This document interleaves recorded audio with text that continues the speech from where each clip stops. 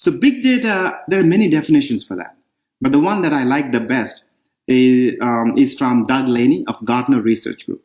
So what he said is big data, he defined it in 3 V's. 1 V is a volume.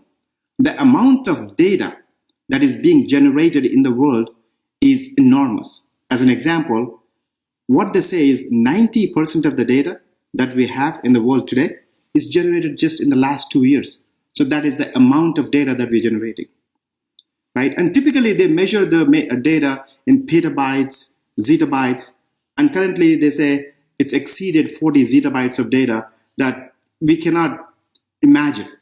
So that's one dimension, okay? And the second one is the velocity. The second V is the velocity. Velocity is the speed at which this data is getting generated. As an example, every minute, there are 600 or more websites getting created every minute.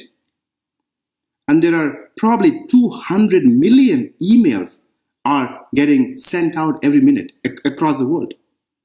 That is how fast this data is coming. And if you combine Facebook, social networks, like a Twitter, the amount of data that's coming, it's just a very, very rapid pace. So that also is the second dimension, which is the velocity at which the data is getting generated, right? The third V is the variety. Variety, in the old days, the data used to be just structured format, something that you could take, put it in a relational database, like a name, description, and it's called a structured data.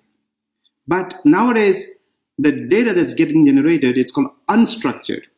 That means it can come in a text, it can come in a video, it can come in an image, it can come in an audio file. So the data can now come in any different varieties.